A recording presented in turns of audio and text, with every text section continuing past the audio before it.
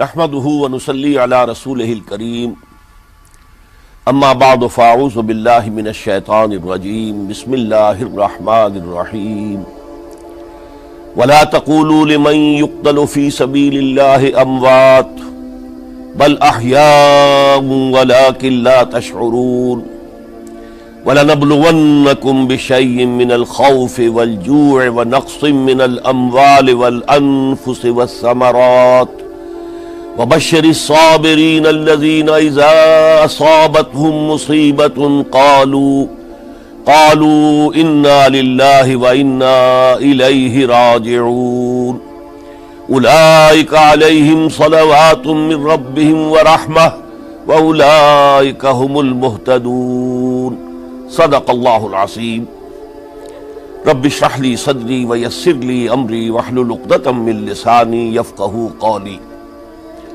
اللہم ربنا الہمنا رشدنا واعذنا من شرور انفسنا، اللہم ارنا الحق حقا وارزقنا اتباعہ وارنا الباطل باطلا وارزقنا اجتنابہ، آمین یا رب العالمین۔ معزز حاضرین اور محترم ناظرین و سامعین، السلام علیکم ورحمۃ اللہ وبرکاتہ۔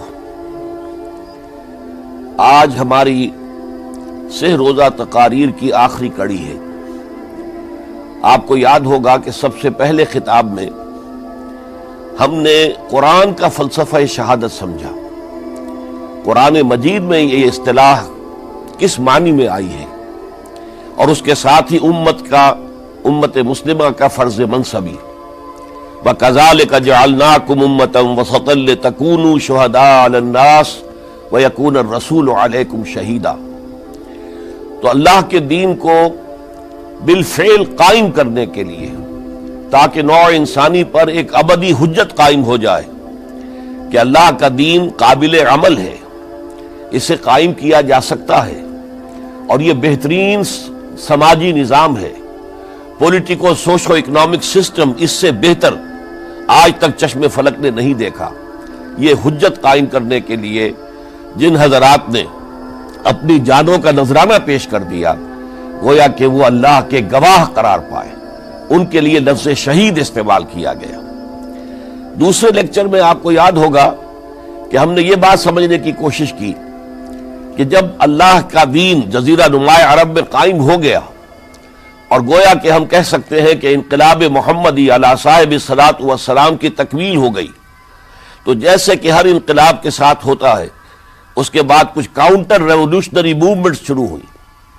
چنانچہ سب سے پہلے اندرون ملک عرب جھوٹے نبی کھڑے ہو گئے، نبوت کے جھوٹے دعوے دار، اور بہت سے لوگوں نے حکومت کو زکوٰۃ ادا کرنے سے انکار کر دیا، اور یہ فتنہ اتنا بڑا تھا کہ واقعہ یہ ہے کہ اگر اسے کرش نہ کر دیا جاتا تو انقلاب محمدی علی صاحب الصلاۃ والسلام اسی وقت ناکام ہو جاتا۔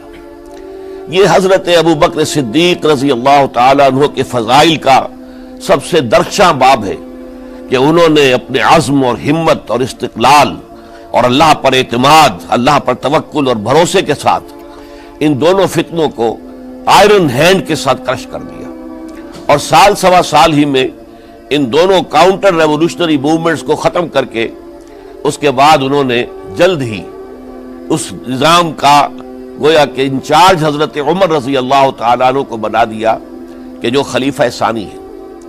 پھر ہم نے دیکھا کہ حضرت عمر کے زمانے میں رضی اللہ تعالیٰ عنہ توسیع کا جو عمل ہے، توسیع انقلاب محمدی کا عمل بڑی تیز رفتاری کے ساتھ جاری ہوا، فتوحات کا سیلاب آیا، ایران پوری سلطنت تہس نہس ہو کر رہ گئی، اس کے پرچے اڑ گئے، سلطنت روما اپنے تمام شمالی افریقی مقبوضات سے محروم، مغربی ایشیا سے اسے بے دخل کر دیا گیا، صرف وہ یورپ کے اندر محدود ہو کر رہ گئی۔ اب ظاہر بات ہے کہ اس کے خلاف بھی تو پھر رد عمل ہونا تھا، کاؤنٹر ریولوشنری موومنٹس اٹھنی تھی۔ تو سب سے پہلے حضرت عمر رضی اللہ تعالیٰ عنہ کی خلافت اور اس کے چراغ کو بجھانے کے لیے ایران کی طرف سے رد عمل ظاہر ہوا۔ ہرموزان جو ایک بڑا ان کا جرنیل تھا، اس کی سازش اور ابو لولو فیروز کے ذریعے سے حضرت عمر رضی اللہ تعالیٰ عنہ کو شہید کر دیا گیا۔ سمجھا یہ گیا تھا کہ یہ ساری عمارت شاید اسی شخصیت کی بل پر کھڑی ہے، لہذا جب میدان سے حضرت عمر ہٹ جائیں گے تو یہ خلافت کی پوری عمارت جو ہے وہ زمین بوس ہو جائے گی۔ لیکن معلوم ہوا یہ عمارت محمد کی بنائی ہوئی تھی صلی اللہ علیہ وسلم۔ کھنڈر بتا رہے ہیں عمارت عظیم تھی، بڑی عظیم عمارت تھی جو حضور نے تعمیر کی تھی، لہذا حضرت عمر کی شہادت سے کوئی فرق واقع نہیں ہوا۔ حضرت عثمان رضی اللہ تعالیٰ عنہ آ گئے میدان میں، اور میں بتا چکا ہوں آپ کو کہ ان کے دور خلافت کے جو 12 سال ہیں ان میں سے پہلے 10 سال بالکل حضرت عمر فاروق رضی اللہ تعالیٰ عنہ کی خلافت کے دور کی مثال ہے۔ اسی تیزی کے ساتھ انقلاب جو ہے آگے بڑھ رہا تھا، فتوحات کا دائرہ پھیل رہا تھا، اور اندرون ملک پورا امن، سکون، اطمینان اور چین تھا۔ لیکن ان کی دور خلافت کے آخری دنوں میں اب یہودیوں کی طرف سے رد عمل اور ایک کاؤنٹر ریولوشنری موومنٹ عبداللہ ابن سبا کے ذریعے سے، کہ جس نے اسلام کا لبادہ اوڑھا اور منافقت کے پردے کے ساتھ وہ عالم اسلام میں داخل ہوا، اور اس نے چونکہ دیکھ لیا کہ پرانی چپقلش ہے، پرانی چشمک ہے جو قریش کے 2 بڑے قبیلوں کے مابین یا 2 بڑے گھرانوں کے مابین چلی آ رہی تھی، بنو ہاشم، بنو امیہ۔ تو پہلے 2 خلفاء جو تھے وہ نہ بنو ہاشم سے تھے نہ بنو امیہ سے تھے۔ حضرت ابو بکر صدیق بنو تیم سے تھے، حضرت عمر بنی عدی میں سے تھے، لیکن حضرت عثمان اب بنو امیہ میں سے تھے۔ اس کو انہوں نے گویا کہ دکھتی رگ بنا کر پکڑا اور پروپیگنڈا شروع کیا کہ خلافت تو بنو ہاشم کا حق ہے، کیونکہ حضور ہاشمی تھے صلی اللہ علیہ وسلم۔ تو گویا کہ عثمان غاصب ہیں رضی اللہ تعالی عنہ، بلکہ ان سے دونوں پہلو جو تھے حضرت عمر اور حضرت ابو بکر وہ بھی غاصب ہیں۔ اس کے ساتھ ہی فتنے کی مختلف شکلیں انہوں نے شروع کی۔ یہ الفتنۃ الکبریٰ کہلاتا ہے ہماری تاریخ میں، عظیم ترین فتنہ، جس کے نتیجے میں حضرت عثمان رضی اللہ تعالیٰ عنہ شہید ہو گئے۔ اور ان کی شہادت کے بعد اگرچہ خلافت حضرت علی رضی اللہ تعالیٰ عنہ کے ہاتھ میں آئی، لیکن یہ کہ باہمی خانہ جنگی کا وہ سلسلہ شروع ہوا جو حضرت علی کے دور خلافت جو 5 سالوں پر مشتمل ہے، اس کے دوران مسلسل خانہ جنگی رہی۔ ایک طرف شیعان علی تھے، دوسری طرف شیعان عثمان آ گئے، جو حضرت عثمان رضی اللہ تعالیٰ عنہ کے قتل کے قصاص کے مطالبے کو لے کر سامنے آئے۔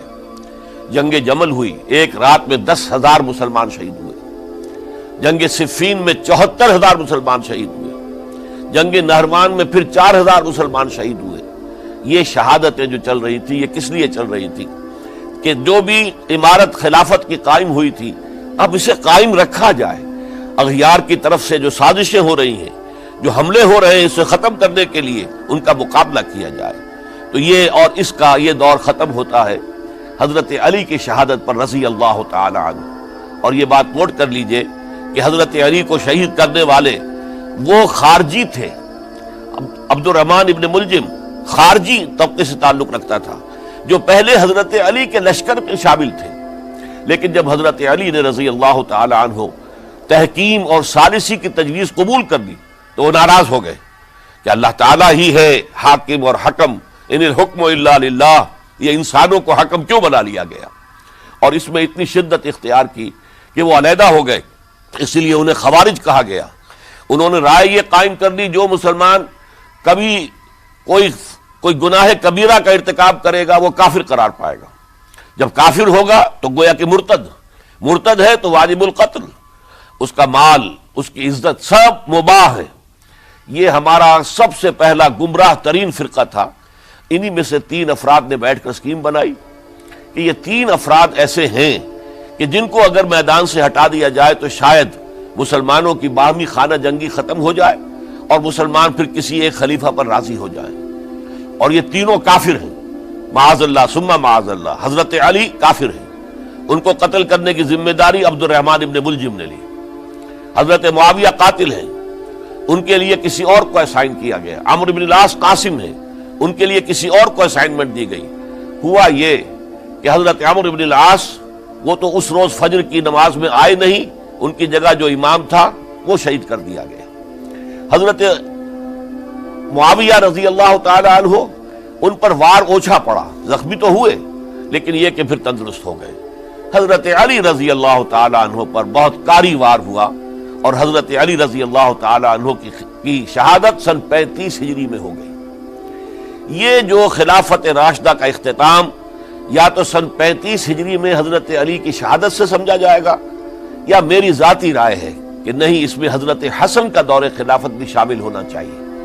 حضرت حسن کو کسی نے نامزد نہیں کیا تھا، نہ انہوں نے اپنی امیدواری کے ساتھ اپنے طاقت کے بل پر خلافت حاصل کی تھی، بلکہ حضرت علی سے جب یہ کہا گیا تھا کہ کیا ہم آپ کے بیٹے حسن کے ہاتھ پر بیعت کر لیں، تو انہوں نے فرمایا تھا کہ میں نہ تمہیں روکتا ہوں نہ حکم دیتا ہوں، یہ تمہارا معاملہ ہے، تم جسے مناسب سمجھو اس کے ہاتھ پر بیعت کر لو۔ حضرت حسن رضی اللہ تعالیٰ عنہ نے جن کے ہاتھ پر جو بیعت ہوئی، اب معاملہ یہ ہو گیا کہ امیر معاویہ رضی اللہ تعالیٰ عنہ وہ ایک لشکر لے کر شام سے چلے۔ حضرت حسن 50,000 آدمیوں کے ساتھ ادھر سے نکلے، لیکن یہ ہے کہ انہیں محسوس ہو گیا تھا کہ میرے ساتھیوں میں ایسا فسادی عنصر بھی موجود ہے جو عبداللہ ابن سبا کے ساتھیوں میں سے، کہ وہ کسی اچھے کام کو پسند نہیں کرتا، لہذا انہوں نے پھر صلح کی پیشکش کی۔ حضرت معاویہ کو پیغام بھیجا کہ میں مصالحت چاہتا ہوں، بتائیے شرائط کیا ہیں۔ حضرت معاویہ نے بلینک پیپر بھیج دیا، سادہ کاغذ، کہ آپ جو شرائط چاہیں اس پر لکھ دیں، وہ مجھے قبول ہو گئے۔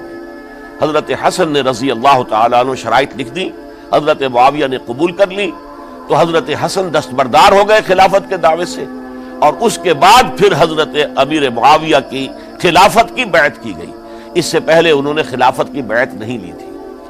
یہ ہے سن 41 ہجری، اور اسے عام الجماع کہا جاتا ہے، یعنی یہ اختتام ہے مسلمانوں کی خانہ جنگی کے دور کا۔ پھر جمعیت ایک ہو گئی، پھر عالم اسلام متحد ہو گیا۔ اب پورا کا پورا عالم اسلام حضرت امیر معاویہ کے زیر خلافت تھا۔ اور حضرت امیر معاویہ کون ہے؟ وہ خود ایک صحابی رسول ہے، جلیل القدر صحابی رسول ہیں۔ اور آپ کو میں نے کل بھی بتایا تھا کہ حضرت معاویہ رضی اللہ تعالیٰ عنہ کی ایک ہمشیرہ ام حبیبہ رضی اللہ تعالیٰ عنہ حضور کے ازواج مطہرات میں سے ہیں، تو حضور کے گویا کے برادر نسبتی ہوئے۔ جو چند لوگ جو وحی کے لکھنے پر جو کاتبین وحی جو حضور نے مقرر کیے تھے، ان میں سے ایک حضرت معاویہ بھی ہے۔ پھر حضرت معاویہ کے لیے حضور کی دعا ہمیں ملتی ہے، اللہم اجعلہ ہادیا مہدیا، اے اللہ اسے ہادی ہدایت دینے والا بنا دے اور مہدی بنا دے جو ہدایت یافتہ ہو۔ تو یہ ان کی شان ہے۔ اور پھر یہ کہ ان کے زمانے میں جب عالم اسلام متحد ہو گیا، داخلی خلفشار ختم ہو گیا، تو فتوحات کا سلسلہ بھی دوبارہ جاری ہو گیا۔ حضرت علی رضی اللہ تعالیٰ عنہ کے 5 سالہ دور خلافت میں کوئی توسیع نہیں ہو سکی تھی دارالاسلام کی، کوئی مزید علاقے جو ہیں سلطنت اسلامی میں شامل نہیں کیے جا سکے تھے، اس لیے کہ سارا معاملہ تو داخلی خلفشار کا تھا۔ جو خانہ جنگی ہو رہی تھی، ایک دوسرے کی تیروں اور تلواروں اور نیزوں سے 1 لاکھ کے قریب مسلمان ختم ہو گئے تھے، تو اندر سے گویا کہ موشن ٹوٹ گیا اس سیلاب کا۔ تو سیلاب پھر دوبارہ جب امت جمع ہو گئی عام الجماع کے بعد، تو حضرت معاویہ رضی اللہ تعالیٰ عنہ ان کا دور خلافت اب 20 برس ہے۔ اندازہ کیجئے، یہ پورے 20 برس کوئی اندرونی خلفشار نہیں ہوا، کوئی جھگڑا نہیں ہوا، کوئی فساد نہیں ہوا، بلکہ جو فتوحات کا دائرہ تھا شروع ہو گیا۔ بکرار اور سندھ کے علاقے فتح ہوئے، کابل اور یہ افغانستان کا علاقہ فتح ہوا، ترکستان کے علاقوں کے اندر پیش قدمی ہوئی۔ ادھر یہ کہ قیصر سلطنت روما کا اس کے مرکزی شہر قسطنطنیہ پر حملہ کیا گیا، جس کے لیے کہ حضور کی حدیث موجود تھی پیشن گوئی کے طور پر، اول جیش یغزو مدینۃ القیصر مغفورون لہم۔ حضور نے فرمایا تھا کہ جو پہلا لشکر قیصر کے شہر پر حملہ کرے گا تو وہ سب کے سب وہ مغفرت پا جائیں گے، اللہ تعالیٰ ان کی مغفرت فرما دے گا۔ اگرچہ کامیابی نہیں ہوئی، لیکن اس پیشن گوئی کی وجہ سے آپ کو معلوم ہے کہ حضرت ایوب رضی اللہ تعالی عنہ ان کو بھی اس پیشن گوئی کی وجہ سے، حالانکہ 90 برس سے اوپر عمر تھی، لیکن وہ بھی کہا انہوں نے کہ میں بھی اس میں جانا چاہتا ہوں، چنانچہ اس لشکر میں گئے، وہی فوت ہوئے۔ بہرحال یہ سارے کارنامے اپنی جگہ پر، امن و امان اپنی جگہ پر، اس کے باوجود اہل سنت والجماعت حضرت معاویہ کے دور خلافت کو خلافت راشدہ میں شامل نہیں سمجھتے۔ اس کی وجہ کیا ہے؟ خلافت راشدہ کی شرط اولین قرآن مجید کے حکم کے مطابق امرہم شورا بینہم، مسلمانوں کے باہمی معاملات باہمی مشورے سے طے پاتے ہیں۔ حضرت ابوبکر صدیق رضی اللہ تعالیٰ عنہ سقیفہ بنی سعدہ کے اندر مشورے کے بعد ان کو منتخب کیا گیا اور ان کے ہاتھ پر بیعت ہوئی۔ حضرت عمر رضی اللہ تعالیٰ عنہ کو حضرت ابوبکر نے مسلمانوں سے مشورہ کر کے پھر نامزد کیا۔ حضرت عثمان کے لیے حضرت عمر رضی اللہ تعالیٰ عنہ نے اپنے جانشین کے لیے 6 افراد پر مشتمل کمیٹی بنا دی، جو بڑے سے بڑے جو اصحاب جو جن کے بارے میں کہا گیا ہے کہ جن کو دنیا ہی میں بشارت دے دی گئی تھی، جو عشرہ مبشرہ میں سے جو باقی تھے، ان کے اوپر مشتمل کمیٹی بنا دی کہ آپ لوگ طے کر لیں اور اپنے سے کسی ایک پر جمع ہو جائیں۔ اس اعتبار سے حضرت علی کے ہاتھ پر بھی جو بیعت ہوئی ہے تو وہ اہل مدینہ کے دباؤ پر ہوئی ہے، ان کے مطالبے پر ہوئی ہے۔ حضرت علی خود جو ہے وہ خلافت کے مدعی نہیں تھے بلکہ انکار کرتے رہے، چونکہ فتنے کا دور تھا۔ حضرت عثمان شہید ہوئے تھے، مسلمانوں کے دل زخمی تھے۔ اس حالت میں وہ سمجھتے تھے کہ اگر میں یہ خلافت جو ہے اپنے ہاتھ میں لے لوں گا تو ہو سکتا ہے کہ اس کا حق ادا نہ کر سکوں، لیکن یہ کہ جب انہوں نے دیکھا کوئی اور بھی تیار نہیں، طلحہ بھی تیار نہیں، زبیر بھی تیار نہیں، تو آخر مسلمانوں کو بغیر امارت کے چھوڑا تو نہیں جا سکتا، تو حضرت علی نے وہ قبول کر لی۔ حضرت حسن کے بارے میں بتا چکا ہوں کہ ان کے بارے میں لوگوں نے کہا تو حضرت علی نے فرمایا میں نہ حکم دیتا ہوں نہ روکتا ہوں۔ لیکن حضرت امیر معاویہ رضی اللہ تعالیٰ عنہ صحابی بھی ہے، حضور کے قرابت دار بھی ہے، کاتبین وحی میں سے بھی ہے، پھر ان کا دور حکومت امن، سکون، اطمینان ہر طرح سے جو ہے 20 برس تک کوئی داخلی خلفشات نہیں ہوا، کوئی فساد نہیں ہوا، کوئی باہمی جنگ و جدل نہیں ہوا، بلکہ فتوحات کا دائرہ آگے بڑھا۔ اس کے باوجود چونکہ انہوں نے طاقت سے خلافت حاصل کی، لہذا ان کے دور خلافت کو ہم خلافت راشدہ میں تسلیم نہیں کرتے، حالانکہ وہ خود راشد ہیں۔ اس لیے کہ تمام صحابہ کرام کے بارے میں سورہ حجرات میں فرمایا وَلَٰكِنَّ اللَّهَ حَبَّبَ إِلَيْكُمُ الْإِيمَانَ وَزَيَّنَهُ فِي قُلُوبِكُمْ وَكَرَّهَ إِلَيْكُمُ الْكُفْرَ وَالْفُسُوقَ وَالْعِصْيَانَ أُولَٰئِكَ هُمُ الرَّاشِدُونَ۔ تمام صحابہ کرام کی شان یہ ہے کہ اللہ تعالیٰ نے ان کے دلوں میں ایمان کو کھبو دیا ہے، ایمان ان کے دلوں میں رچ گیا ہے، بس گیا ہے، جم گیا ہے، اور کفر سے، فسق سے انہیں تبھی نفرت ہو گئی ہے، اور یہ سب کے سب راشدون ہیں۔ تو تمام صحابہ راشدون ہیں۔ اس اعتبار سے خود حضرت امیر معاویہ بھی راشدون میں شامل ہے، لیکن خلفائے راشدین میں شامل نہیں ہے۔ خلفائے راشدین عام طور پر تو ہم کہتے ہیں حضرت ابوبکر، حضرت عمر، حضرت عثمان، حضرت علی۔ میں نے اپنی ذاتی رائے، حقیر سی رائے عرض کی ہے، اس میں حضرت حسن کا دور بھی شامل ہونا چاہیے 6 مہینے کا، تب وہ 30 برس پورے ہوتے ہیں۔ جو حدیث میں آیا ہے کہ خلافت جو ہے وہ 30 برس رہے گی، اس کے بعد ملوکیت شروع ہو جائے گی۔ تو ملوکیت کا پہلا قدم یہ تھا کہ حضرت معاویہ نے طاقت سے بزور خلافت حاصل کی، اس لیے ان کو خلیفہ راشد ہم نہیں کہتے۔ البتہ یہ ضرور ہے کہ ان کا دور بہت پرسکون دور تھا۔ البتہ جب 10 برس گزر گئے حضرت معاویہ کے دور حکومت کو، اب میں یہاں لفظ خلافت کی بجائے دور حکومت استعمال کر رہا ہوں کیونکہ خلافت راشدہ سے ذرا اس کا فرق واضح ہو جائے، تو اس وقت ایک اور صحابی، جلیل القدر صحابی مغیرہ ابن شعبہ رضی اللہ تعالی عنہ، وہ حضرت معاویہ کے پاس آئے اور انہوں نے یہ کہا کہ دیکھیے اگر آپ نے اپنے بعد اپنا جانشین نامزد نہ کیا تو ہو سکتا ہے پھر فسادات پیدا ہو جائے، پھر مختلف لوگ خلافت کا دعویٰ لے کر کھڑے ہو جائیں، پھر خانہ جنگی ہو جائے۔ 5 برس کی خانہ جنگی میں 1 لاکھ سے زیادہ مسلمان شہید ہو چکے ہیں، قتل ہو چکے ہیں، ہلاک ہو چکے ہیں۔ اب دوبارہ وہی دور نہ آ جائے، لہذا آپ اپنا جانشین نامزد کر دیجئے۔ امیر معاویہ ریلیکٹنٹ تھے، لیکن انہوں نے دلائل دیے، دلائل مضبوط تھے۔ انہوں نے کہا کہ اب کبار صحابہ دنیا سے رخصت ہو چکے، وہ جماعت کہ جن کی تربیت اور تزکیہ، جن کی تعلیم حضور نے خود کی تھی اور ان کو اندر سے پاک کر دیا تھا، ان کی نیتیں بالکل پاک ہو چکی تھی، کوئی نفسانیت ان میں نہیں رہی تھی، وہ جماعت تو اکثر و بیشتر اب ختم ہو چکی، فوت پا چکے، وفات ہو چکی۔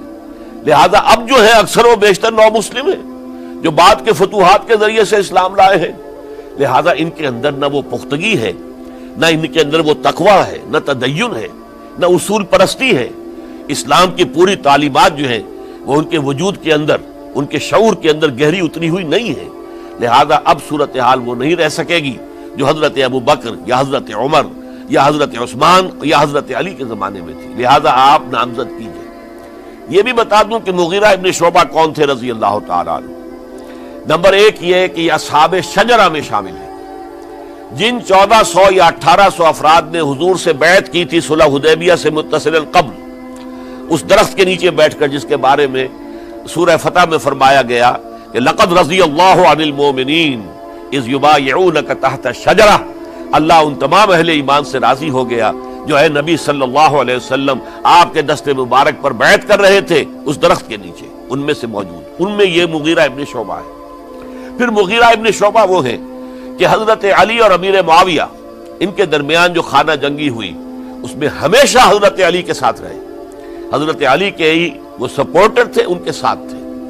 اس پہلو سے اچھی طرح سمجھ لیجئے کہ یہ نہیں ہے کہ وہ در حقیقت کو پہلے سے وہ امیر معاویہ کے ساتھی تھے، نہیں، لیکن اب جو صورتحال وہ دیکھ رہے تھے، جہاں دیدہ انسان تھے، بہت بڑے سیاستدان تھے، جانتے تھے حالات کو، حالات کے نفذ پر ان کا ہاتھ تھا، لہذا انہوں نے یہ مشورہ دیا اور پھر امیر معاویہ نے اس مشورے کو قبول کر لیا اور یزید کی ولی عہدی کا اعلان کر دیا۔ یہ بالکل مڈل ہے حضرت امیر معاویہ کے دور خلافت کا درمیان، یہ 10 سال جب ہو گئے تھے حضرت امیر معاویہ کی خلافت کو یا حکومت کو، تب یہ معاملہ پیش آیا اور یزید کے ہاتھ پر یہ بیعت ولی عہدی تمام جو بھی مختلف گورنرز تھے ان کے ذریعے سے کہہ دیا گیا اپنے اپنے علاقے کے لوگوں سے بیعت لے لو۔ یہ بیعت عام طور پر لوگوں نے کر لی، البتہ 5 شخصیتیں جو بہت نمایاں تھیں انہوں نے اس بیعت سے انکار کیا۔ ان میں کون تھے ذرا نوٹ کیجئے۔ حضرت ابو بکر فوت ہو چکے، ان کے بیٹے عبد الرحمن ابن ابی بکر۔ حضرت عمر فوت ہو چکے، ان کے بیٹے عبداللہ ابن عمر۔ حضرت زبیر فوت ہو چکے، ان کے بیٹے عبداللہ ابن زبیر۔ حضرت عباس فوت ہو چکے، ان کے بیٹے عبداللہ ابن عباس۔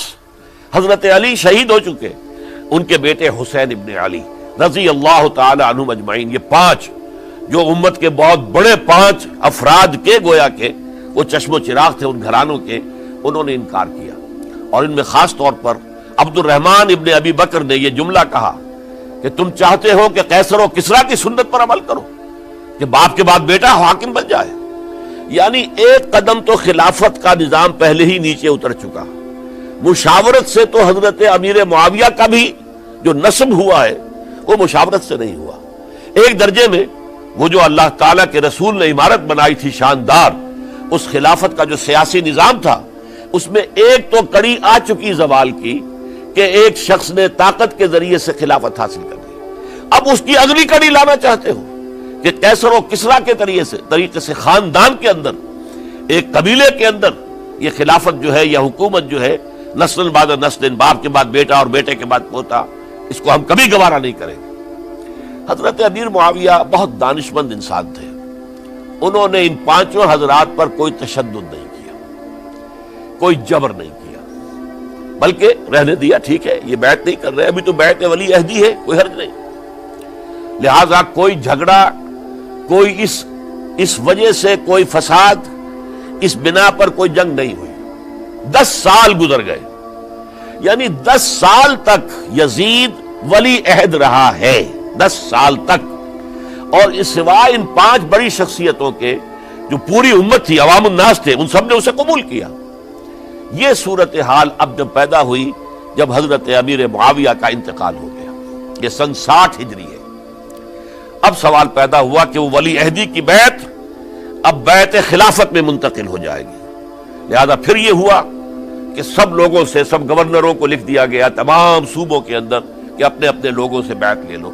ظاہر بات ہے کہ وہاں کوئی ریفرنڈم نہیں ہوتا تھا، کوئی ووٹ نہیں ہوتے تھے کہ اس کی پرچیاں ڈالی جا رہی ہوں، ایک ایک شخص سے رائے لینا نہیں ہوتی تھی، بلکہ اس وقت کی جمہوریت یہ تھی اور شورائیت یہ تھی کہ ڈفرنٹ کلینز ہیں، ڈفرنٹ فیملیز ہیں، ڈفرنٹ ٹرائبز ہیں، ان کے سردار، ان کے بڑے لوگ، ان کے اہم لوگ بیعت کر لیں تو گویا کہ سب کی بیعت ہو گئی۔ وہ ایک قبائلی نظام تھا اور اس میں یہ نہیں تھا نظام کے ووٹ بنے ہوئے ہوں اور اس کی پرچیاں ڈالی جا رہی ہوں، تو تمام عالم اسلام نے گویا کہ بیعت قبول کر لی اب یزید کی بحیثیت خلیفہ۔ اب وہ جو 5 آدمی تھے ان میں سے ایک فوت ہو چکے تھے، حضرت عبد الرحمن ابن ابی بکر رضی اللہ تعالی عنہما، دونوں فوت ہو گئے، لیکن باقی 4 رہ گئے۔ ان 4 کو نوٹ کیجئے، اور یہ بڑا سینسٹیو ایشو ہے جس پر میں اب گفتگو کر رہا ہوں۔ ان 4 میں کون ہیں؟ عبداللہ ابن عباس، عمر میں سب سے بڑے وہ ہیں، اور ان کی شان یہ ہے کہ انہیں حبر الامہ کہا گیا ہے، امت کے سب سے بڑے عالم، اور قرآن مجید کے وہ سب سے پہلے مفسر ہیں۔ اصل جو جتنی بھی تفسیری روایات ہمیں ملتی ہیں حضرت عبداللہ ابن عباس کے شاگردوں سے، تابعین سے، لہذا ان کا بہت اونچا مقام ہے۔ حضرت عبداللہ ابن عمر، ان کا مقام بھی آپ کو معلوم ہے، حدیثوں کی کتنی بڑی تعداد ہے جو عبداللہ ابن عمر سے مروی ہے، اور اس کو سلسلۃ الذہب کی پہلی کڑی کہا جاتا ہے۔ روایت حدیث میں جو سنہری زنجیر ہے اس کا آغاز حضرت عبداللہ ابن عمر ہے۔ ایک طرف یہ دونوں ہو گئے، ان دونوں کی رائے کیا ہوئی؟ اگرچہ کام غلط ہوا ہے، یہ اس طریقے سے قیصر و کسریٰ کی روایت پر عمل کرنا غلط ہے، لیکن یہ اتنی بڑی غلطی نہیں ہے کہ اس کی وجہ سے باہمی جنگ و جدال ہو، خوریزی ہو، ایک دوسرے کی گردنیں کاٹی جائیں اور فتنہ و فساد پیدا کر دیا جائے۔ لہذا انہوں نے یزید کی بیعت کر لی۔ 2 حضرات رہ گئے، یہ نسبتاً نوجوان ہیں، ان دونوں کی پیدائش ہجرت کے بعد ہوئی ہے۔ ہجرت کے بعد پہلا بچہ جو مہاجرین میں پیدا ہوا ہے وہ عبداللہ ابن زبیر ہے، بلکہ کچھ عرصے تک مہاجرین میں جب کوئی پیدائش نہیں ہوئی تو وہ مکے مدینہ کے منافقین نے کہنا شروع کر دیا تھا کہ یہ یہاں کے کمزور ہو گئے، نامرد ہو گئے، ان کی اولاد اب چلے گی نہیں۔ تو عبداللہ ابن زبیر جب پیدا ہوئے، اور آپ کو معلوم ہونا چاہیے وہ حضرت ابوبکر صدیق کے نواسے ہیں، حضرت عائشہ صدیقہ کی ہمشیرہ حضرت اسماء کے بیٹے ہیں عبداللہ ابن زبیر، اور زبیر بہت شجاع، بہت ہی بہادر انسان تھے۔ تو عبداللہ ابن زبیر کے اندر بھی وہی کیفیات تھی۔ انہوں نے کہا نہیں، اس غلطی کو ہم برداشت نہیں کریں گے، خورزی ہوتی ہے تو ہو، لیکن ہم اسلامی نظام کو نیچے اترتا ہوا نہیں دیکھ سکتے۔ جیسے کبھی حضرت ابو بکر نے فرمایا تھا، ایبدل الدین وانا حی، کیا دین میں ترمیم اور تنسیخ کر دی جائے گی؟ دین کو بدل دیا جائے گا، دین میں تحریف کر دی جائے گی جبکہ میں ابھی زندہ ہوں؟ میں جیتے جی یہ نہیں ہونے دوں گا۔ حضرت عبداللہ ابن زبیر کی یہ رائے ہوئی، وی ہیو ٹو چیلنج، ہم مقابلہ کریں گے، ہم اسے پیسیولی قبول نہیں کریں گے۔ انہوں نے بیعت سے انکار کیا اور مدینہ چھوڑ کر مکے جا کر حرم کے اندر پناہ گزین ہو گئے۔ یہی معاملہ حضرت حسین ابن علی رضی اللہ تعالی عنہما کا تھا، وہ بھی نہایت شجاع، نہایت جری، نہایت بہادر۔ انہوں نے بھی کہا کہ یہ غلط قیصر و کسریٰ کی روایت جو شروع ہو رہی ہے اسے ہم نے ریزسٹ کرنا ہے اور اسے ہم آگے نہیں چلنے دیں گے۔ ان پر بھی جب دباؤ ڈالا گیا کہ بیعت کرو تو وہ کچھ وقت مان کر، کہ دیکھیے میں ایسا شخص نہیں ہوں کہ تنہائی میں علیحدہ کمرے میں بیٹھ کر بیعت کروں، جب عمومی بیعت لوگے تم سب سے تو میں بھی آ جاؤں گا، اس وقت لوگ فیصلہ کریں گے۔ تو بس اس وجہ سے پھر وہ گورنر جو تھا اس وقت مدینے کا، اسے اجازت لے کر آ گئے اور راتوں رات وہاں سے نکل کر وہ بھی مکے پہنچ گئے۔ تو اب یہ 4 جو ہیں 2 گروہوں میں تقسیم ہو گئے، 2+2۔ 2 کی رائے یہ ہوئی کہ بات غلط ہے، لیکن اس کی بنا پر خوریزی، جنگ و جدال، جنگ آپس میں خوریزی کرنا یہ صحیح نہیں ہے، بلکہ مصلحت اس میں ہے کہ اس کو قبول کر لیا جائے۔ پھر اللہ تعالیٰ کو بہتر حالات پیدا کرے گا اس کے ذریعے سے، تعلیم کے ذریعے، تلقین کے ذریعے سے، جیسے نبی اکرم صلی اللہ علیہ وسلم نے اتنا عظیم انقلاب برپا کیا تھا۔ ہم کوشش کریں گے کہ نظام حکومت کی اصلاح ہو جائے، لیکن اس وقت اگر ہم اڑ گئے تو پھر گویا کہ خوریزی اور فساد اور باہمی جو جنگ ہے وہ شروع ہو جائے گی۔ اور 2 حضرات کی رائے ہوئی کہ نہیں، ہمیں ہر صورت میں ریزسٹ کرنا ہے، خوریزی ہوتی ہے تو ہو، ہمیں جانے دینی پڑتی ہے تو دیں گے، ہم شہادت قبول کریں گے، لیکن اس غلطی کو قبول نہیں کر سکتے۔ تو میں اس کے لیے عرض کر رہا ہوں، یہ تیسری شہادتوں کا جو دور شروع ہوا ہے، پہلا شہادتوں کا دور حضور کا دور، دین کو قائم کرنے کی جد و جہد میں جنہوں نے جانیں دی ہیں۔ دوسرا دور اس دین کے خلاف جو کاؤنٹر ریولوشنری موومنٹس آئی ہیں ان کو رفع کرنے کے لیے جانے دینا. ہزاروں صحابہ کی جانیں اس میں بھی گئی ہیں. مسیلمہ ابن کذاب ہو یا مانعین زکوٰۃ ہو، ان کے خلاف جو جہاد ہوا. پھر ظاہر بات ہے کہ حضرت عثمان رضی اللہ تعالیٰ عنہ کے بعد جو فساد ہوا وہ شہادتیں کیا تھی؟ اس دین کے نظام کو قائم رکھنے کے لیے انٹیکٹ رہے، دشمن اس کے اندر رکھنے ڈالنے میں کامیاب نہ ہو جائے. اب تیسرا دور وہ آ رہا ہے کہ جبکہ داخلی طور پر اس نظام خلافت کے اندر زوال شروع ہو رہا ہے، اس زوال کو روکنے کے لیے کہ وہ اپنی اصل جو خلافت کا نظام اللہ نے اور اس کے رسول نے دیا ہے اس کی بنیاد پر قائم رہے، لہذا ہم ریزسٹ کریں گے اس تبدیلی کو اور میدان میں آ کر مقابلہ کریں گے.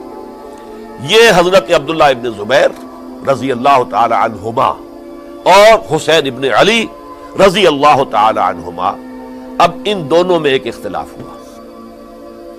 حضرت عبداللہ ابن زبیر کی رائے یہ تھی کہ یہ مکہ ہے، یہ اللہ کا گھر ہے، یہ حرم ہے، اور یہاں کے لوگ بہت سے برے اثرات سے ابھی تک بچے ہوئے ہیں، پاک ہیں، لہذا ہمیں یہاں رہنا چاہیے. اس کو مرکز بنا کر ظاہر بات ہے اسی مکے سے محمد الرسول اللہ صلی اللہ علیہ وسلم نے دعوت شروع کی تھی، وہیں سے وہ پھیل کر جو ہے ایک عظیم انقلاب کی شکل اس نے اختیار کی تھی، ایک عظیم مملکت جو ہے حضور چھوڑ کر گئے تھے. تو ہمیں مکے میں رہ کر ہی اپنی تحریک شروع کرنی چاہیے. لیکن ادھر حضرت علی کے پاس پیغام آ رہے تھے کوفے سے. کوفہ چونکہ حضرت حسین کے پاس پیغام آ رہے تھے کوفے سے، چونکہ کوفے کو حضرت علی نے دارالخلافہ بنا لیا تھا اور وہاں سمجھا جاتا تھا کہ حضرت علی کے ہمدرد اور حضرت شیعان علی جنہیں ہم کہیں ان کے ساتھی ہم خیال یہ لوگ ہیں کثرت کے ساتھ. اور وہاں سے اب خطوط کا تانتا شروع ہو گیا، آپ یہاں آئیے، ہم بےتاب ہیں، آپ کا استقبال کریں گے، آپ کے ہاتھ پر بیعت کریں گے، تاکہ یہ جو قیصر و کسریٰ کی سنت شروع ہو رہی ہے اس کو روکا جا سکے. وہ تانتا بنا ہوا ہے خطوط کا. تو حضرت حسین رضی اللہ تعالیٰ عنہ نے فیصلہ کر لیا کہ میں کوفے جاؤں گا. حضرت زبیر روکتے رہ گئے کہ نہیں، کوفیوں پر اعتماد نہ کیجیے، یہ زبانی کلامی ساتھ دیتے ہیں، جب ڈنڈا چلتا ہے تو پھر یہ ہٹ جاتے ہیں میدان سے، ان پر اعتماد نہ کریں آپ. لہذا یہی مکے میں رہیے اور ہم دونوں مل کر ایک بڑی طاقت بن جائیں گے. اور یہ مکہ جو ہے ہمارے لیے حصار ہے، یہ ہمارے لیے پناہ گاہ ہے، یہاں سے اس دعوت کا آغاز کیا جائے. اب یہ افسوس ہے اسے اللہ کی مشیت سمجھا جائے، اللہ کی مرضی ہے. جو کچھ ہوتا ہے وہ تو بے اذن رب ہوتا ہے. اللہ اپنی مصلحتوں سے ہم سے زیادہ واقف ہے، ہم تو نہیں سمجھ سکتے. حضرت حسین نے فیصلہ کیا اور ڈٹ گئے اس فیصلے پر کہ میں کوفے جاؤں گا. اب یہ بھی بات قرآن مجید میں آیا ہے، حضور سے خطاب کر کے فرمایا گیا فَإِذَا عَزَمْتَ فَتَوَكَّلْ عَلَى اللَّهِ. جب ایک مرتبہ آپ ایک ارادہ کر لیں تو پھر اللہ پر توکل کیجئے. پھر یہ نہیں کہ کبھی آگے کبھی پیچھے جاؤں یا نہ جاؤں، یہ نہیں، یہ تردد یہ نہیں، بلکہ یہ کہ ایک فیصلہ کر کے ڈٹ جائیے. اس لیے کہ جو بھی نتیجہ ہے وہ تو اللہ کے ہاتھ میں ہے، لہذا اللہ پر توکل کیجئے. فَإِذَا عَزَمْتَ فَتَوَكَّلْ عَلَى اللَّهِ. لہذا سب نے سمجھایا حضرت حسین کو کہ آپ کوفے نہ جائیں. سمجھانے والوں میں حضرت عمر بھی تھے رضی اللہ، حضرت عبداللہ ابن عمر بھی تھے رضی اللہ تعالی عنہ. اگرچہ کوئی قرابت داری جو ہے قریبی نہیں تھی، لیکن بہرحال امت کی ایک شخصیت، عظیم شخصیت تھے. سمجھانے میں سب سے زیادہ زور صرف کیا ہے حضرت عبداللہ ابن عباس نے رضی اللہ تعالی عنہما. اور حضرت عبداللہ ابن عباس کون ہیں؟ ایک رشتے سے حضرت حسین کے چچا ہیں، ایک رشتے سے حضرت حسین کے نانا ہیں. کیوں؟ حضرت علی اور حضرت عبداللہ ابن عباس چچا زاد بھائی ہیں. عباس کے بیٹے، ابو طالب کے بیٹے، عباس اور ابو طالب بھائی ہیں. تو یہ فرسٹ کزن تھے حضرت علی اور عبداللہ ابن عباس رضی اللہ تعالی عنہ. لہذا انہوں نے جب کہا تو گویا کہ ایک چچا، ایک بزرگ سمجھا رہا ہے. اور دوسرے رشتے سے حضور نانا تھے حضرت حسین کے، اور حضور بھی کزن تھے حضرت عبداللہ ابن عباس کے، چچا زاد بھائی ہیں. اس حوالے سے سمجھ لیجئے کہ حضور کے کزن نانا کے درجے میں آ گئے. تو یہ دو رشتے تھے حضرت عبداللہ ابن عباس کے، اور انہوں نے بڑی الہا و زاری کے ساتھ، بڑی اپنے مقام سے نیچے اتر کر خوشامد کی ہے. حسین خدا کے لیے باز آ جا، حسین خدا کے لیے باز آ جا، حسین اگر جانا ہی ہے تو اپنے بال بچوں کو لے کر نہ جا. جس طریقے سے تمہارے باپ حضرت علی رضی اللہ تعالیٰ عنہ کو کوفہ کے اندر ذبح کر دیا گیا، کہیں ایسا نہ ہو کہ تمہیں بھی تمہارے بال بچوں کے سامنے ذبح کر دیا جائے، باز آ جاؤ۔ لیکن حضرت حسین اب اللہ کی طرف سے ان کے دل میں ایک ارادہ پختہ ہو چکا تھا، اور انہوں نے حضرت مسلم بن عقیل کو بھیجا تھا کہ جاؤ میری طرف سے کوفے والوں سے بیعت لے اور پھر مجھے اطلاع دو۔ وہ گئے، وہاں 12,000 افراد نے بیعت کر لی۔ اب ان کا خط آ گیا کہ یہاں تو فضا بالکل ہموار ہے، اتنے لوگوں نے بیعت کی ہے، باقی بھی جیسے ہی آپ سامنے آ جائیں گے سب بیعت کر لیں گے، لہذا یہاں پر وہ ریزسٹنس کے لیے گویا کہ ہمارے پاس طاقت اس کوفے کے اندر بہت مضبوط طاقت ہوگی کہ ہم یزید کی حکومت کے خلاف ریزسٹ کر سکیں۔ اس کے بعد ہوا کیا؟ یزید نے عبید اللہ ابن زیاد کو گورنر بنا کر بھیج دیا۔ یہ شخص تھا بہت ڈنڈا چلانے والا، اس نے سختیاں شروع کی تو بہت سے لوگ اس بیعت سے تائب ہو گئے، لیکن مسلم بن عقیل وہ میدان میں آئے اور ان کے ساتھ ہزاروں آدمی آ گئے جنہوں نے بیعت کی تھی، ابھی تک بیعت پر قائم تھے، اور انہوں نے گورنر کے گھر کا گھیراؤ کر لیا۔ گورنر کے ساتھ 30-40 آدمی تھے کل، وہ چھتوں پر چڑھ گئے، وہاں سے پتھراؤ کیا، اور وہاں سے جو 30-40 آدمی کوفے کے تھے ان سے کہا تم اپنے اپنے لوگوں کو کہو کہ چلے جائیں واپس یہاں سے۔ انہوں نے اوپر سے کہنا شروع کیا، ڈرایا، بہت خوفناک نتیجہ نکلے گا، اب عبید اللہ ابن زیاد تم سب کو ہلاک کر دے گا۔ ایک ایک کر کے بھیڑ چھٹتی چلی گئی اور صرف چند افراد رہ گئے، اور اس کے نتیجے میں حضرت مسلم بن عقیل شہید کر دیے گئے، بلکہ ایک شخص حامی نے انہیں پناہ دی تھی کوفے میں، ان کو بھی قتل کر دیا گیا، شہید کر دیا گیا۔ اس پر یہ ہے کہ انہوں نے ایک شخص کے ذریعے سے پیغام دیا قتل کیے جانے سے پہلے کہ دیکھو میرا تو وقت آ گیا ہے، میں تو اب قتل ہو جاؤں گا، شہید کر دیا جاؤں گا، تو میرا پیغام حسین تک پہنچا دو رضی اللہ تعالی عنہ کہ یہاں یہ بغاوت ہو گئی۔ لوگوں نے، کوفیوں نے، الکوفی لا یوفی، کوفی جو ہے وہ پورا نہیں کرتا اپنے عہد کو اور وفا کو، اس کا ایک ثبوت ہمیں مل گیا ہے، یہ سب کے سب منحرف ہو گئے بیعت سے، آپ جہاں تک آ گئے وہاں سے واپس چلے جائیے۔ جب حضرت حسین کے پاس یہ پیغام پہنچا اور انہوں نے ارادہ کیا کہ ٹھیک ہے یہ تو حالات بدل گئے، لہذا واپس چلنا چاہیے، شاید عبداللہ ابن زبیر کی رائے ہی صحیح ہے، ہمیں مکے ہی میں بیٹھ کر کام کرنا چاہیے، لیکن اب جو ہے عرب کا ایک خاص مزاج ہے۔ حضرت مسلم بن عقیل کے بیٹے آڑے آ گئے، اب ہم اپنے باپ کے خون کا قصاص لیے بغیر نہیں جائیں گے، اور حضرت حسین رضی اللہ تعالیٰ عنہ بامروت انسان، شریف النفس انسان، کیسے ممکن تھا غیرت مند غیور انسان وہ کیسے ان کی بات کو رد کر دیتا؟ لہذا اچھا چلو چلتے ہیں کوفے کی طرف۔ آگے بڑھتے چلے گئے، کربلا میں پہنچ گئے، جو کچھ وہاں ہوا ہے پھر آپ کو معلوم ہے۔ اس میں یہ بات ہے پہلے 1000 کا لشکر بھیجا تھا عبید اللہ ابن زیاد نے، اس پر حضرت حسین رضی اللہ تعالیٰ عنہ نے جو باتیں کہیں وہ کچھ اثر انداز ہو گئے۔ ان کا افسر جو تھا حر بن یزید تمیمی، وہ بعد میں حضرت حسین کا حامی ہو گیا اور حضرت حسین کے ساتھ ہی اس کو بھی شہادت نصیب ہوئی۔ پھر دوسرے کو بھیجا عمرو ابن سعد۔ عمرو ابن سعد بھی ایک بڑی عظیم شخصیت کا بیٹا تھا، حضرت سعد ابن ابی وقاص جو فاتح ایران تھے، اور جن کو غزوہ احد کے موقع پر حضور نے فرمایا تھا کہ اے سعد تیر چلاؤ، میرے ماں باپ تم پر قربان ہوں۔ جبکہ احد میں گھیراؤ کر لیا تھا حضور کا اور کفار قتل کرنے کے لیے ہجوم کر رہے تھے، اور کچھ حضرات تیر چلا چلا کے انہیں پھینک رہے تھے، دور جو ہے ہٹا رہے تھے، ان میں سے حضرت سعد ابن ابی وقاص بھی تھے۔ پھر وہ فاتح ایران تھے، اسی لیے گورنر بن گئے تھے ایران کے۔ سعد جو ہے ان کا بیٹے، یہ عمرو جو ہے یہ اب ایک بڑے صوبے کا گورنر بھی تھا، اس وقت 4000 آدمی دے کر بھیجا، وہ بھی نرمی کرتا رہا، اس نے کوئی تشدد نہیں کیا، اس کے اندر بہرحال اپنے عظیم باپ کے خون کا کچھ اثر تھا۔ لیکن یہ کہ پھر ابن زیاد کو اطلاع مل گئی کہ عمرو ابن سعد جو ہے وہ تو لے تو لال کر رہا ہے، حملہ نہیں کر رہا، قتل نہیں کر رہا، بلکہ یہ کہ وہ تو اس راستہ بھی دینے کے لیے تیار ہے کہ نہ مدینے کی طرف جائیے اور نہ آپ مکے کی طرف جائیے، نہ کوفے کی طرف جائیے، بلکہ آپ چاہے تو دمشق چلے جائیں، یزید سے اپنا معاملہ کر لیں۔ اس پر ابن زیاد نے پھر وہاں سے خط لکھا ہے، میں نے تمہیں اس کام کے لیے بھیجا تھا، میں نے تمہیں حکم دیا تھا حسین سے میری بیعت لو، یعنی میری بیعت کے ذریعے یزید کی بیعت لو اور اسے پکڑ کر لا کر میرے سامنے پیش کرو۔ لہذا پھر اس نے ایک بہت خونخوار شخص کو زیادہ فوج دے کر بھیجا ہے، اور وہ جو ہے اس نے آ کر جو ہے شمر نے پھر اس نے فیصلہ کن معاملہ کیا۔ حضرت حسین رضی اللہ تعالیٰ عنہ نے ان دنوں میں جو وہاں گزرے ہیں، جتنے بھی کوفی آئے ہوئے تھے نا، اکثر و بیشتر تو کوفے کے لوگ تھے، ان سے کہا کہ میں خود نہیں آیا، تم نے مجھے بلایا تھا، اے فلاں ابن فلاں کیا تم نے مجھے خط نہیں لکھا تھا کہ آؤ؟ اے فلاں ابن فلاں کیا تم نے مجھے پیغام نہیں بھیجا تھا کہ یہاں تشریف لائیے؟ اور دیکھو میرے پاس تمہارے خطوط موجود ہیں۔ وہ ایک تھیلا جس میں کہ خطوط ہے وہ بھی لا کے میدان میں رکھ دیا۔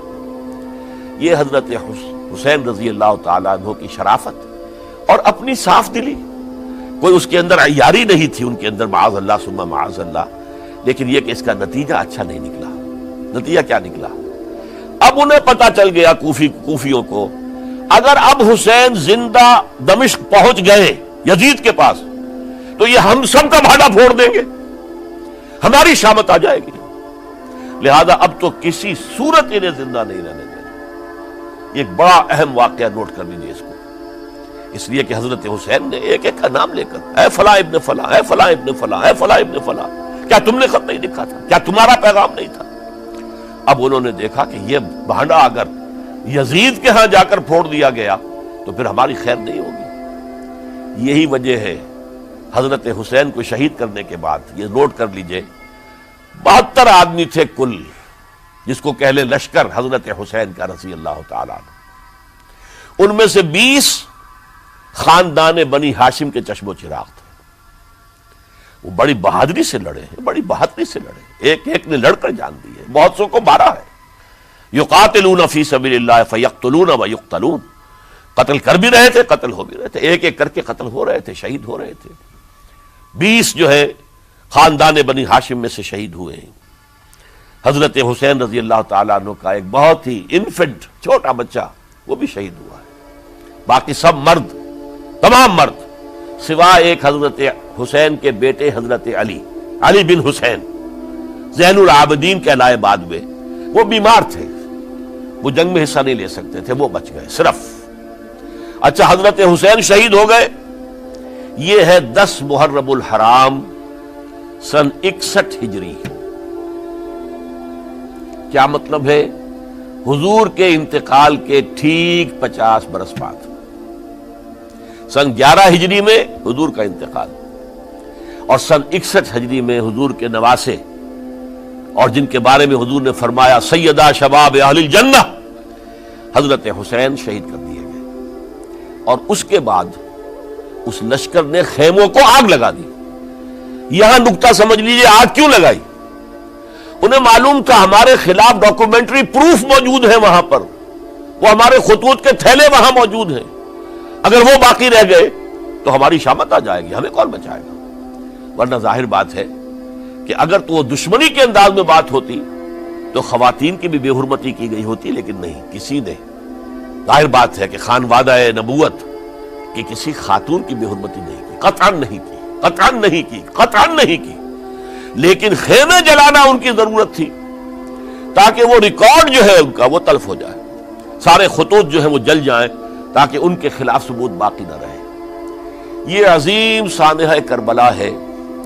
اب چونکہ یہ ہماری تاریخ کے ان واقعات میں سے ہے جس پر بہت کچھ اختلافات ہیں، مختلف گروہوں کی تعبیرات بہت مختلف ہیں۔ ایک طرف اہل تشیع کا اپنا بیان ہے، دوسری طرف اہل سنت کا ایک اجماعی بیان ہے، تیسری طرف کچھ ایسے لوگ پیدا ہو گئے ہیں جو حضرت حسین رضی اللہ تعالیٰ عنہ پر الزام لگا رہے ہیں اہل سنت میں سے کہ وہ تو حکومت کے طالب تھے، اقتدار کے خواہشمند تھے، واجب القتل تھے۔ معاذ اللہ ثم معاذ اللہ ثم معاذ اللہ۔ حضرت حسین اگرچہ صغار صحابہ میں سے تھے، یعنی حضور کی حیات طیبہ میں ابھی چھوٹے بچے تھے، لیکن ان کا شمار صحابہ میں ہے۔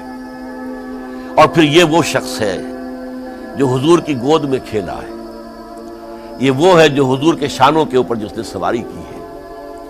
علامہ اقبال نے جیسے حضرت اسماعیل کے لیے کہا ہے کہ وہ فیضان نظر تھا یا کہ مکتب کی کرامت تھی، سکھائے کس نے اسماعیل کو آداب فرزندی. ظاہر بات ہے حضرت اسماعیل کسی اسکول اور مدرسے دارالعلوم میں پڑھے نہیں تھے کہ وہاں پتہ چلتا کہ والد کا حق کیا ہے. یہ فیضان نصر تھا. ابراہیم کی نگاہ کا یہ فیضان تھا کہ بیٹے کے اندر وہ جذبہ پیدا ہوا کہ یا ابت افعل ما تؤمر، ابا جان جو خواب آپ دیکھ رہے ہیں اور جو حکم آپ کو اس خواب کے ذریعے مل رہا آپ کر گزریے، ستجدنی انشاءاللہ من الصابرین. تو اسماعیل کا معاملہ اگر یہ تھا فیضان نظر سے، تو حضرت اسماعیل تو حضرت ابراہیم کے پاس زیادہ رہے بھی نہیں، وہ تو مکے میں رہے. حضرت عثمان جو حضرت ابراہیم تو شام میں رہتے تھے، کبھی کبھی آ جاتے تھے، بس اس سے زیادہ معاملہ نہیں تھا. وہ فیضان نظر حضرت اسماعیل کو تھا، تو حضور صلی اللہ علیہ وسلم کا فیضان نظر کتنا ہوگا اس کا آپ اندازہ کیجئے. یہ کوئی جنگ اقتدار نہیں تھی، معاذ اللہ ثم معاذ اللہ ثم معاذ اللہ، بلکہ انہوں نے اپنا ایک فرض منصبی سمجھا ہے کہ میرے نانا کا لایا ہوا نظام اور اس کے اصول اب ٹوٹ رہے ہیں. جیسے حضرت ابو بکر کا قول میں نے آج بھی آپ کو سنایا، ایبدل الدین وانا حی، کیا دین میں ترمیم اور تنسیخ کی جائے گی، دین کی باتوں کو بدل دیا جائے گا جبکہ میں ابھی زندہ ہوں. اسی طریقے سے گویا کہ زبان حال سے حضرت حسین اور عبداللہ ابن زبیر رضی اللہ تعالی عنہم ان دونوں نے یہ فیصلہ کیا کہ ہم روکیں گے اس کو. آپ اختلاف کر سکتے ہیں کہ حضرت حسین کی رائے صحیح تھی یا حضرت عبداللہ ابن عباس کی رائے صحیح تھی، یہ کہہ سکتے ہیں آپ، لیکن کسی کی نیت پر حملہ نہیں کر سکتے. اسی طریقے سے بعض لوگ جو ہے حضرت عبداللہ ابن عباس، عبداللہ ابن عمر، ان کی نیتوں پر حملہ کرتے ہیں. ان کو تو یزید نے دولت سے خرید لیا تھا، معاذ اللہ ثم معاذ اللہ ثم معاذ اللہ. یہ دونوں جلیل القدر صحابہ ہیں، یہ تو صغار صحابہ میں سے نہیں ہے، یہ جوان تھے پورے حضور کے زمانے میں، جنگوں میں حصہ لیا ہے. حضرت عبداللہ ابن عمر نے، عبداللہ ابن عباس نے رضی اللہ تعالیٰ عنہما، انہیں کوئی رقم نہیں خرید سکتی تھی، کوئی دولت نہیں خرید سکتی تھی. جو رائے انہوں نے قائم کی دیانتاً قائم کی. اور ہمارے ہاں اصول یہ ہے کہ جب کوئی نئی صورتحال پیدا ہو جائے اور اجتہاد کی ضرورت پیش آ جائے اور پوری کوشش کر کے مجتہد اجتہاد کر رہا ہے، تو اگر اسے غلطی بھی ہو جائے، مجتہد مختی خطا کار، اس کو بھی اکیرا ثواب ملتا ہے. اور مجتہد مصیب، وہ مجتہد کے جس کی رائے صحیح، جس کا فیصلہ صحیح، اسے دوہرا ثواب ملتا ہے. تو ان کے مابین ایک اختلاف رائے کا ہوا، اجتہاد کا ہوا. آیا یہ غلطی اتنی بڑی ہے کہ امت میں تفرقہ پیدا کیا جائے، امن و امان کو برباد کیا جائے، خوریزی کا بازار گرم کیا جائے، یا نہیں؟ دو کی رائے یہ ہوئی. ان کی مخلصانہ رائے تھی، ان کی دیانت دارانہ رائے تھی. ہم ان کی نیت پر حملہ نہیں کر سکتے. آپ اختلاف کرنا چاہیں تو کیجئے. اسی طرح حضرت عبداللہ ابن زبیر اور حضرت حسین ابن علی رضی اللہ تعالی عنہ، ظاہر بات ہے کہ ان کا بھی ایک اجتہادی رائے تھی کہ نہیں، یہ دین کے نظام کے اندر بہت بڑا رکھنا پڑ رہا ہے، یہ تو اب قیصر و کسریٰ کی سنت شروع ہو رہی ہے، یہ اسلام کے دین کے اوپر طریقہ نہیں، عمل نہیں ہو رہا ہے، تو ہم اسے اپنی جانوں کا نذرانہ دے کر بھی اسے روکیں گے، روکنے کی کوشش کریں گے، رکے نہ رکے ہم اپنی جانیں دے دیں گے. یہ بھی دیانت دارانہ رائے تھی، مخلصانہ رائے تھی. ان کی نیت پر کوئی حملہ کم سے کم اہل سنت والجماعت میں سے کسی شخص کو حق نہیں ہے. اس لیے کہ اہل سنت والجماعت کا کہنا یہ ہے، الصحابۃ کلہم عدول، صحابہ جتنے بھی ہیں وہ سب کے سب عدول ہیں، ان میں بدنیتی نہیں آ سکتی، خطا ہو سکتی ہے. اہل سنت کے نزدیک معصومیت خاصہ نبوت ہے، نبوت ختم ہو گئی محمد الرسول اللہ صلی اللہ علیہ وسلم پر. آپ کے بعد معصوم کوئی نہیں، ابو بکر بھی معصوم نہیں، عمر بھی معصوم نہیں، عثمان بھی معصوم نہیں، علی بھی معصوم نہیں رضی اللہ تعالیٰ عنہ اجمعین. تو معصوم کون ہوگا؟ عبداللہ ابن عباس بھی معصوم نہیں، عبداللہ ابن زبیر بھی جو ہے معصوم نہیں، حسین ابن علی بھی معصوم نہیں، اسی طریقے سے عبداللہ ابن عمر، عبداللہ ابن زبیر، کوئی معصوم نہیں. انہوں نے اپنی رائے قائم کی ہے، اس پر عمل کیا ہے دیانت دارانہ سنسیریٹی کے ساتھ، اور ان کے لیے اللہ تعالیٰ کے ہاں ہر طرح کا اجر و ثواب ہے، سب کے لیے. حضرت عبداللہ ابن زبیر کی رائے اس اعتبار سے بہتر ثابت ہوئی، انہوں نے مکے میں پھر حکومت قائم کی. 9 برس تک ان کی حکومت قائم رہی. بنو امیہ ختم نہیں کر سکے اسے. سن 73 میں جا کر ان کی شہادت ہوئی ہے. اور ایک مرحلہ تو وہ بھی آیا تھا کہ شام اور مصر کی دونوں صوبے جو ہیں وہ بھی ان کے تحت آ گئے تھے. تو واقعہ یہ ہے کہ اگرچہ حضور نے ہمیں منع کیا ہے کہ کبھی یہ نہ کہا کرو کہ ایسا ہوتا تو ایسا ہو جاتا، نہیں، جو ہوا اللہ کی مرضی سے ہوا، اللہ کے اذن سے ہوا. حدیث کے الفاظ ہیں ان کلمۃ اللہ تفتح عمل الشیطان. یہ جو لو کاش یہ ہو جاتا، کاش یوں ہو جاتا تو بڑے اچھے نتیجے نکلتے، یہاں سے شیطان کا عمل شروع ہو جاتا. ورنہ واقعہ یہ ہے کہ دل سے یہ بات نکلتی ہے. اگر حضرت حسین اور عبداللہ ابن زبیر یکجا ہو جاتے اور مکے کو اپنا مرکز بنا کر جو عظیم مقصد انہوں نے اپنے سامنے رکھا تھا کہ یہ جو روایت غلط آ رہی ہے اسلام کے دینی سیاسی نظام کے اندر، اس کو ہم روکیں گے، تو اللہ تعالیٰ انہیں کامیابی عطا فرما دیتا. لیکن یہ پھر ہم کہیں گے ما شاء اللہ کان وما لم یشاء لم یکن. جو اللہ نے چاہا وہ ہوا اور جو اللہ نے نہیں چاہا وہ نہیں ہوا. حضرت حسین کو وہ عظیم شہادت اللہ نے دینی تھی، وہ اونچا مقام عطا کرنا تھا، اور پھر ان کی عظیمت، ان کا صبر، ان کا ثبات، ان کا استقلال. معلوم ہوا کہ اللہ تعالیٰ نے انسانوں کے اندر کتنی کچھ طاقت رکھی ہوئی ہے اور کتنی کچھ صلاحیتیں اللہ نے ودیعت کی ہیں. وہ جس طرح ڈٹے رہے، کھڑے رہے. واقعہ یہ ہے کہ وہ بھی نوع انسانی کے لیے ہمیشہ کے لیے ایک سبق ہے، اور وہ سبق یہ ہے کہ آپ حق، جو بھی آپ حق سمجھیں اس حق کے اوپر ڈٹ کر کھڑے ہو جائیں، اور اس میں پرواہ نہ کیجئے کہ آپ کی نفری کم ہے یا آپ کے ساتھ تعداد زیادہ. کوئی خیال نہ کیجئے، اس کے فکر نہ کیجئے کہ حالات ادھر ہیں یا ادھر ہیں، حالات سازگار آپ کے دشمن کے ساتھ ہیں یا آپ کے ساتھ ہیں. کوئی فکر نہ کیجئے. حق ہے، اس کا ساتھ دینا لازم ہے، اس کے لیے جان دے دینا یہ سب سے بڑی کامیابی ہے. وَلَا تَقُولُوا لِمَن يُقْتَلُ فِي سَبِيلِ اللَّهِ أَمْوَاتٌ.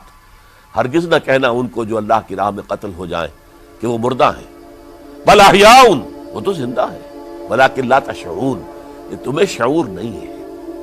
وَلَنَبْلُوَنَّكُمْ، اب یہ تمام مسلمانوں سے خطاب ہو رہا ہے، ہم تمہیں لازماً آزمائیں گے. بِشَيْءٍ مِّنَ الْخَوْفِ، خوف سے، وَالْجُوعِ، اور بھوک اور فقر و فاقے سے. حضرت حسین اور ان کے ساتھیوں کو پیاس کے ذریعے سے آزمایا گیا. حالانکہ دریا دور نہیں ہے لیکن پانی بند کر دیا گیا. کیسی کیسی شدت اور کیسے کیسے سخت حالات کا سامنا کیا، لیکن جھکے نہیں، گردن نہیں جھکی، ڈٹے رہے اپنے موقف کے اوپر. وَلَنَبْلُوَنَّكُمْ بِشَيْءٍ مِّنَ الْخَوْفِ وَالْجُوعِ وَنَقْصٍ مِّنَ الْأَمْوَالِ وَالْأَنفُسِ وَالثَّمَرَاتِ، اور ہم تمہیں جانی اور مالی نقصانات کے ذریعے سے آزمائیں گے. وَبَشِّرِ الصَّابِرِينَ، اور اے نبی بشارت دے دیجئے صبر کرنے والوں کو. الَّذِينَ إِذَا أَصَابَتْهُمْ مُصِيبَةٌ، وہ کہ جن کو اگر کوئی مصیبت آئے، ان پر نازل ہو جائے، قالوا، تو وہ کہیں گے اِنَّا لِلَّهِ وَإِنَّا إِلَيْهِ راجعون، ہم اللہ ہی کے ہیں، اللہ ہی کی طرف ہمیں لوٹ جانا ہے. أُولَئِكَ عَلَيْهِمْ صَلَوَاتٌ مِّن رَّبِّهِمْ وَرَحْمَةٌ، یہ ہیں وہ جن پر ان کے رب کی طرف سے صلوات ہے، درود ہے اور رحمت ہے. وَأُولَئِكَ هُمُ الْمُهْتَدُونَ، اور یہی ہدایت یافتہ ہے. اللہم ربنا اجعلنا منہم، اللہم ربنا اجعلنا منہم. میرے اور آپ کے لیے سبق یہ ہے، صرف حضرت حسین کا کوئی دن بنا لینا یہ نہیں. ٹھیک ہے، یاد تازہ کیجئے، بہت اچھی بات ہے، لیکن اس کا نتیجہ یہ نکلنا چاہیے کہ اگر حضرت حسین نے اپنی ہی نہیں، اپنے خاندان کی، اپنے اعزاء و اقربا کی، اپنے ساتھیوں کی جانوں کی قربانی پیش کر دی حق کے لیے، تو ہمیں بھی فیصلہ اور سبق یہ لینا چاہیے کہ ہمیں حق کا ساتھ دینا ہے، ہر چیز بعد چاہے اس کے نتائج کچھ بھی نکلے. اقول قولی ھذا واستغفر اللہ لی ولکم ولسائر المسلمین والمسلمات.